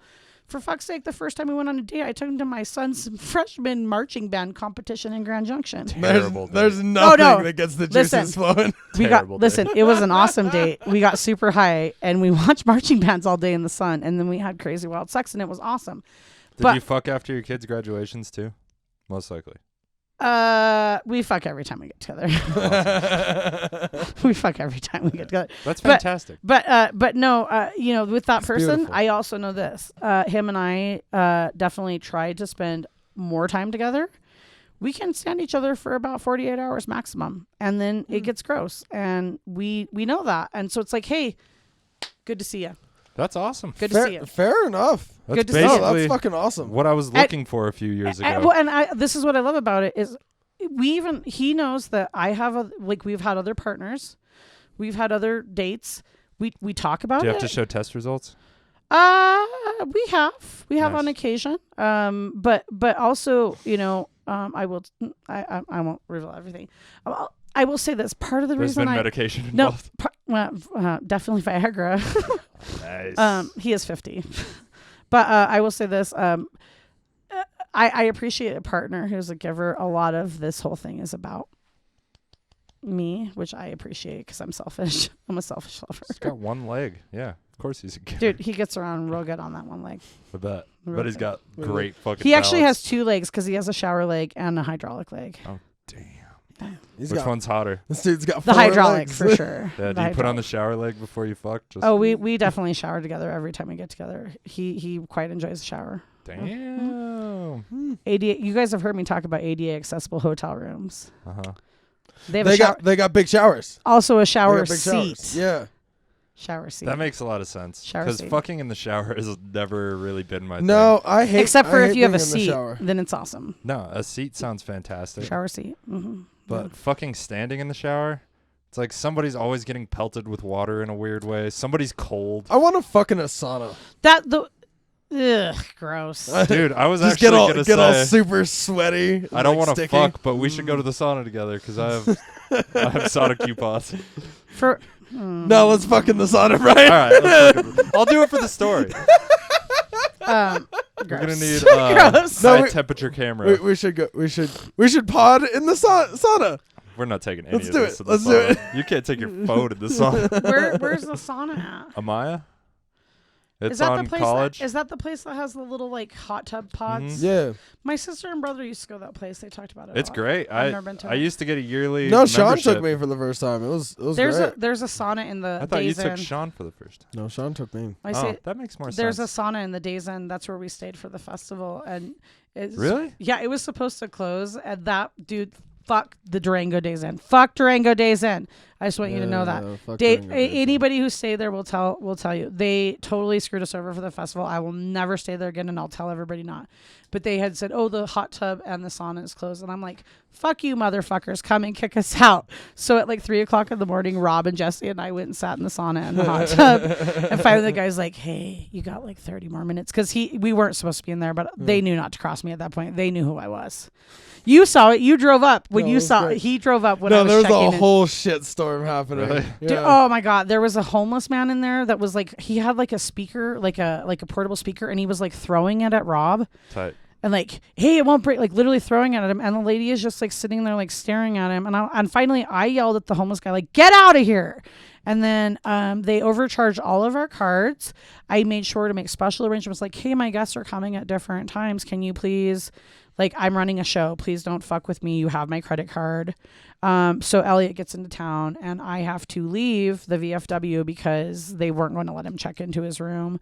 They wouldn't change any of the sheets. Half of the rooms were fucking dirty. Dave's TV didn't work. They were fucking assholes. And That's then they awesome. held on to like $700 of my money for a while, to the point that you know I had receipts. Damn. Days Inn will never fuck with me again. First of all, yeah, fuck the Days Inn. Fuck the Days Inn. Fuck Second of you, all, Days Inn. I have broken into every single hotel hot tub pool. Well, I can tell you it's downstairs. Yeah, I've broken into every one I've ever stayed in because I always show up hammered way after closing time. And I've jumped fences in the snow, Nice. barefoot. Nice. Yeah, I totally support breaking into pools. Yeah. Well, we hot did. tubs. We totally did. And like, I just looked at the guy like, are you really going to kick us out of the sauna? We're being quiet in here. Fuck off. Yeah, as long as you're not being disrespectful. That's the No. whole thing. It's No. just so people can sleep. That's the Yeah, no, and I say the where they had the hot tub and the sauna, it wasn't even near rooms. That hotel is kind of weird. It has like multi like levels, and so it actually, our room was actually kind of a basement room, perfect. but then there was another floor below that, and that's where the sauna, weight room, and hot tub were. So like there was nobody around. The only person, our room was right next to the stairs that went down. The only people that would have heard it would have been us probably. And so, like I said, the guy, he knew to tread lightly at that point because I was like, "This is egregious," you know. This is egregious. Yeah. It's like I make. I have never been $13 an treated hour. so rude. I Karened hard. So yeah. I would go to Vegas with you.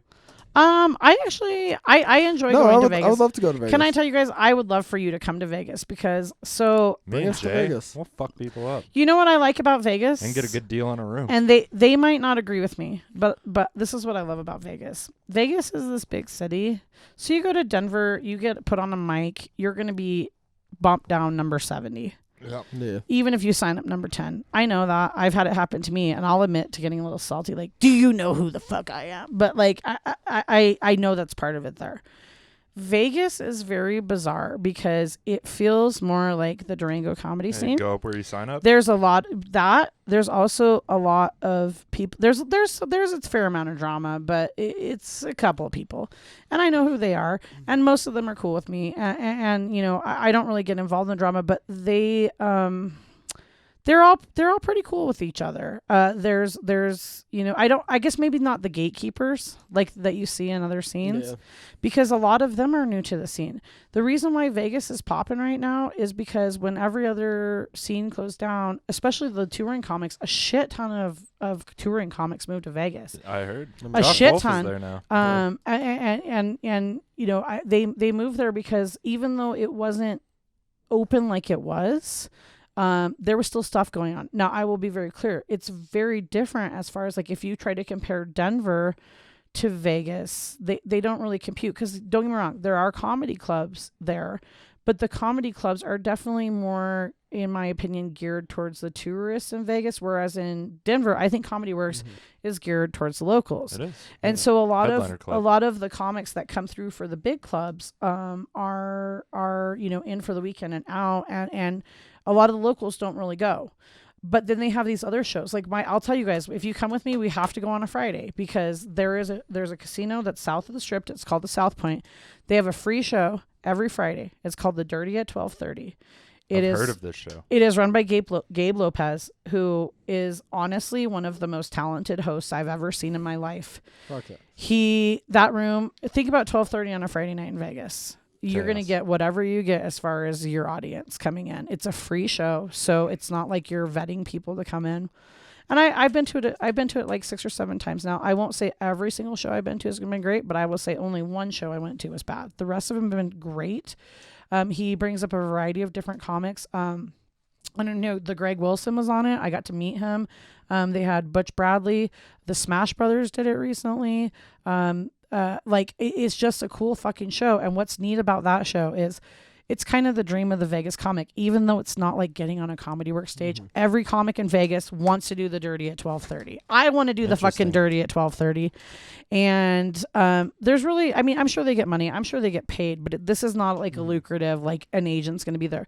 But what I love is the comedy scene comes out every Friday. And I'll be honest, do they really watch the comics? No, it's just like us at an open mic where we all go stand outside and smoke cigarettes. I watch the comics. But they all come together to hang out at this mic. And I think it's not a mic, at the show. I think it's pretty cool. And the Vegas scene has a lot of potential. It seems like a comic's wet dream. Literally a new audience every single night, every single club, every single spot. Here's what's weird though.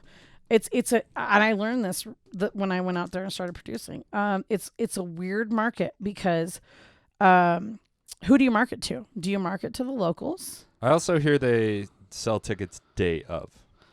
Like, it's hard to judge Vegas ticket sales. Like the new Wise Guys, Pauly Shore spot. Like, I hear it's hard to judge how you're doing because it sells day of. That's I know you don't know this because you don't run our tickets do that too. I'm so happy when I have. Well, I could see that in Durango as well, but a big city, I feel like there's more of a scarcity mindset. Well, so here's the other thing, though. Okay, so if you're in Vegas and you're a tourist, okay, are you going to go there to watch Brian Nystrom, or are you going to go there to watch Cirque du Soleil? I've seen Cirque du Soleil, and I'm garbage. So that's the thing is, okay, so how do you market? Who do you market to?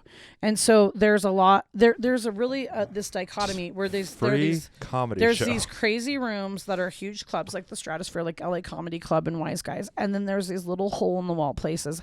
I did the craziest fucking show I've ever done. It's called, I can't remember what it's called.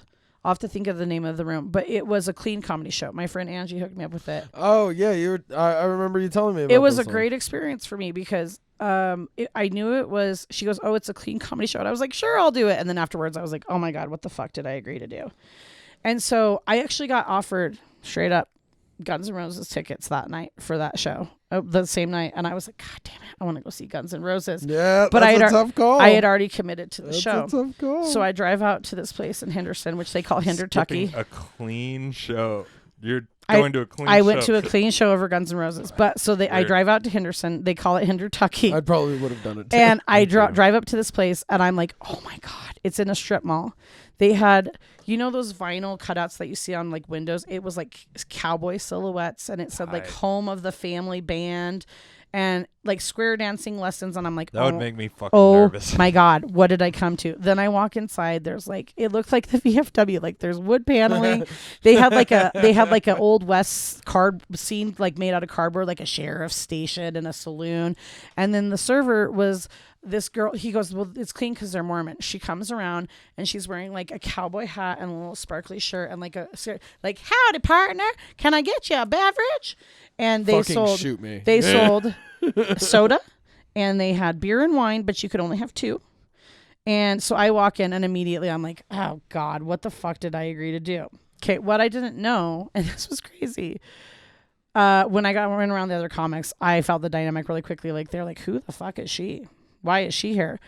The people on that show were by far the most accomplished comics I've ever shared stage with. The MC, They write clean. the MC was the MC for the Beatles' Love Cirque du Soleil show. The opener was one of the head writers from the Steve Harvey show.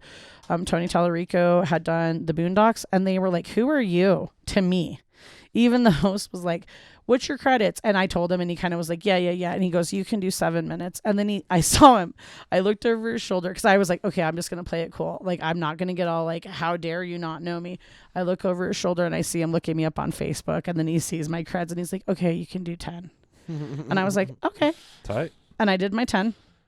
I wouldn't say it was entirely clean. I didn't say cuss word, but I did say kind of a sexual thing once. But for the most part, it was clean. And afterwards, the guy that was the host came up to me and was like, hell yeah, that was really good. I can't remember exactly what he said, but he goes, well, are you going to come back tomorrow? And I said, oh, I thought it was just a one-night gig. And he goes, no, it's both nights. We're going to do it again tomorrow. The whole entire reason those guys were there is they had new clean jokes they needed to test on an audience, and that was a perfect audience. And I'm like, oh my God, I misjudged this room so much. I walked in here thinking that this was a bullshit show, and I can't believe I agreed to it. And it really taught me a really valuable lesson where it's like, listen, no stage is too small. And I'll be honest, like, maybe that's why I am kind of the way I am whenever people get shitty with us, where I'm like, oh, you think you're too big for us? Cool. We don't need you. Because anybody who thinks that they're above entertaining anybody, they're losing sight of why we do this. Yeah. Totally. I guess I think you guys would enjoy Vegas. I think that they would be surprised. I'll tell you, one of the things that is weird to me is that there are some people who are really talented, but I go to their mic, which is a 5-minute mic, and they have more than one, but the one that I go to is 5 minutes. I can't tell you how many of them have done like 30 seconds and then be like, what else? And I'm like, oh my God, we would fucking annihilate here. Like, that's the way I feel about it. I feel like the fact that we have such similar audiences all the time, like literally the same people a lot of the time, has made us strong. Not only has it built our fucking material list, but it's also it changes the timing on every single one of your jokes, because that's one of my favorite things is seeing somebody who goes there every week and being able to get them to laugh again at the same joke. So my friends, my friends Kayla and Jacob that come sometimes. The bigger, they always tease him about being a football player. I'll tell you what, if you ever want to have a shrewder comedy critic, Kayla, she will rip every single one of your jokes apart. But then when you guys do good, she's like, "Oh my God, Jay turned out really good tonight." Like, she knows. She watches all of you. I love it when non-comics give me advice about comedy. She could totally be a comic if she wanted to. She's shy to get on stage. She's fucking hilarious. But like, there are very few people in my life that I will like. Be like, no, you're funny. You should just fucking do it. But you're not going to, so I'll take your fucking advice. Well, so though, even with me, I mean, you guys know I'll give my unsolicited advice whenever I feel like doing it. I don't do it to be an asshole. I do it because here's the deal. Because you actually care about how other people not only develop. that, I don't mean to say this to sound conceited whatsoever. You want stronger comics. I do, first of all, but also I'm one of the only ones of you who's actually been outside of the scene. Yep. And I've done mics elsewhere. That's it. Yeah. If I send y'all out there like, oh yeah, you did great, and cool, go out there, you're not gonna stand a chance. And what I love, and I take pride in all of us, when I have a comic come from out of our area, you know exactly what they fucking expect coming into our town, and when they're like, holy shit. When I have Josh Harrison book Cali, and when I have you making connections with Tucson, and when I have people when I have Dave's hooking up with people other places too, it's because we're doing really good shit here, and that's where I'm like, you know what? If you have no clue what we're doing, and you don't want to take the time to learn, that's on you. Well, our Denver boys. Mm-hmm. Well, not only are they all strong, but they're strong enough to where Jeff met them and was like, "Yo, I like what you're doing. Let's fucking team up." And Jeff is fucking strong. But can I tell you what I love about what they've done? And they got into it a little bit, and I appreciate Elliot. And I had a really, I won't share everything we talked about, but Elliot gave me some good insight to where they were at, and I see them backing away. I mean, they're still doing Denver shit, but what I love about it is because they are doing different like we always did here, and Denver seeing it, they're not really beholden to the hierarchy like some of the other people are. They're outside the group. Exactly, and they're getting shit done. By themselves. There's people in the Denver comedy scene that should be much further advanced than they are, and the only reason they aren't is because they either don't say the right thing, they don't have the right connection, or they say something shitty, or they get their feelings hurt. And isn't Allie Wolf there now? I don't think so. I think she's here. Oh, I think by also they. Al they, lives with Bailey. Lives with Bailey now. Oh, really? Yeah, Bailey and Al. That's why I always just go with Allie Wolf. Bailey and Al are friends. Pronouns. Are roommates. But yeah, no. I think. What I love is that Kate moved up there, because Kate, I was like, dude, what are you fucking doing here? Get out of here. And I know that when Kate first moved up there, Kate was not confident. And I don't really know why Kate wasn't confident. Kate's a monster. Because Kate's always been a beast, and Kate knows that she's a beast. But then when I see Kate doing Dyketopia, I'm like, fuck yes, dude. That's why. And when I see them booking their own mics, and this is what I love too. I don't even know the circumstances behind what happened recently, but I don't know if y'all saw it. They had this open mic scheduled, and then Sonic's like, no, we're not going with that place. I love that, because without even knowing what happened, I know that he did exactly what we do, where we say, fuck you, we want to work with people that want to work with us. If you don't see the value that we offer to you, cool, we're out. And I mean, that there's places we've had to do that with here. And I mean, I'll admit, half the places in Durango. Yeah. Well, not I wouldn't say half, but I mean, there's been a couple of situations where, this is what I know. I know what our value is. I've done enough shows. I mean, for fuck's sake, Comic Uprising has produced 70 shows since October of 2019. Mm-hmm. I know what we're worth. And when someone tries to say, you're not worth that, then I'm like, cool, I'm not in your bar. That's it. Fair enough. It's not a matter of being stupid. And I had somebody come at me, a bar owner, trying to be like, well, I created open mic comedy, and I was like, I don't fucking work for you, dude. Why are you talking to me? We don't have a business relationship. We never did. If you don't want to book me, that's cool. I don't want to work with you anyway. You pay your artist shitty. You know how I'm talking about. Open mic comedy. Yeah, he said he created the term open mic comedy, and I was like, cool. So that's why I was a bitch and made the stickers that said the second best open mic comedy night in Durango, because I'm an asshole. I remember. I think there's one on that. There's one on the door. Yeah. Yeah. There's also one that says I poop on racists. I wanted one. I did that shit on purpose, because I'm like, you pooped on a racist? Who the fuck? No. There's a sticker that says I poop on racists. But no, I'm like, it's a bird. I mean, at the end of the day, this is the silliest thing. I'm not trying to demean what we do. What we do, we all love it. It's our fucking passion. We're all fucking amateurs. Yeah. Every single one of us. There's thousands of comics in America. The reality is, guess what? 0.0001% of us is gonna fucking make it. Mm-hmm. That's it. So. And that's why I'm staying here for 5 years. I think you should maybe consider like 2.5. I've at least 3. I think you can get it done in 2.5. Maybe. Wait. I Can I ask you a question? Do you have availability to do some weekend touring? Yeah. Okay, yeah. There you go. Then you'll be fine. No, I have a flexible schedule. My business partner is one of my best friends. We've worked together for 10 years, and we understand the importance of backing each other up because the other one always needs it. I just covered his shit for a while. Like, there's flexibility and everything. See, I was kind of talking to you about this last night with Sean Lubin, but I'll say the same thing, and that's what I see for the vision of the festival. I could really give two shits if I make it. I don't think I probably ever will. The only way I'm going to luck out is if I get some great festival offer or some sort of, production offer. I know that. If my time to become a professional comic has passed. I disagree. Ron White started comedy around. Fair enough. But I also have a different life. I have a different life. I've got obligations. You have a different life, meaning what? Your kid's already fucking grown up and moved out of the house. They're already producing more shit. This is the perfect opportunity. Oh no, and I want to be very clear. Jokes. You know what I'm doing. But this is where I'm at. I love the fact that Josh Fournier and Reese Muniz, who didn't know each other, met on my fucking show. And they work together. I love the fact that Josh Harrison and Callie met on my show and they work together. I love the fact that PJ Johnson and Peter Yankee got introduced through me. And so my vision for all of this is those of us who get what this should be and don't get all sucked up in our fucking egos, I want every single one of those people to succeed because they are not in it for what they can get for themselves. They're in it for the art. They're in it for the art. They're in it for the feeling. Yeah. The feeling. Think about when we walk into, like last night, we all know that mic was cold. We all know that. But think about that feeling we had the week before when that room was fucking electric and we're all like, holy shit, this is going to either be awesome or it's going to fall apart. But that fucking buzz. I mean, that's all a part of what the art is the buzz or the lack thereof. The comics. Can I just say Jason Baumforth has consistently walked people. Consistently.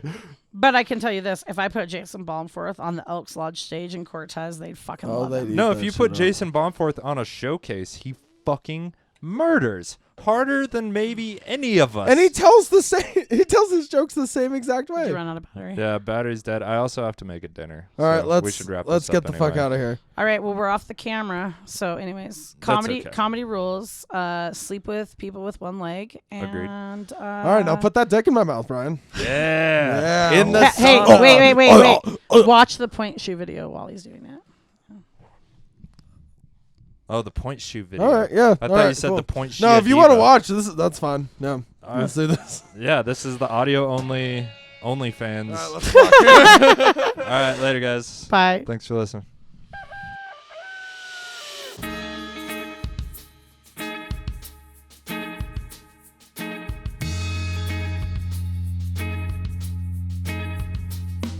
Everything with cream cheese, orange juice, break fast. I'm out the door to get the dough, speaking to the masses. Hit the road to do a show, microphone madness. Trip easy, cheap sunglasses, straight passion. My third eye active, watching backpacks lead the show, beeping that shit vocally. Hearing me locally, lyrically, know what I'm supposed to be, and I don't got no fear of me. I'm coming for your brain, homie, coming at you spiritually. Stepped into the game, and I knew that flow was slippery, but check my flow though. Turn the whack news to history. Let them do their thing, instead I put them out their misery. And simply put, just got disconnected. Like my boy Big Money, man, this can't be neglected. Grab the mic and check it, coming up in your direction. Gift that I've been blessed with, this hustle is respected and reckless. Poetic mind on the set list, got the groove to match. Everybody step with, still haven't fulfilled a whole vision yet. Life right now still so picturesque. I'm knocking every stage until I get a bigger check. Even though I hate money, ready for a bigger step. Pull the trigger next. Somebody coming at your neck. I could have died today. That's why I'm smoking cigarettes and got precision set of skills and imagination, creations, innovating with motivation. I'm chasing my goals, giants that I be racing. I'ma stride through the finish like a 6'5" Jamaican, beating my chest like what my name is. Ink on my chest, what my homie spray painting. Summer day smoke skate, PlayStation. He looking down on me and I can't stay patient. I ain't just trying to say shit. Sit back and face this. Real type, I've been smoking instrumental playlist, chill in the cut. Now these small places, I ain't getting love now, man. Fuck being famous, yeah, they tell me it's really hard to make it. They don't understand I love being underestimated. Second guess it and I'll take it that you're undereducated. Anyway, this got me thinking about them old records playing. Why? It's filled with soul and it fills my mind. Tail feather shaking while the rhythm takes flight. What I'm doing wrong, I ain't gonna fake right. I don't get no sleep because the music takes night. Nocturnal life with my basement lights. Just roll some nice, keep my drink on ice. If you don't get it once and you don't hear it twice, moving on this beat right here is out of sight. I'ma stay away.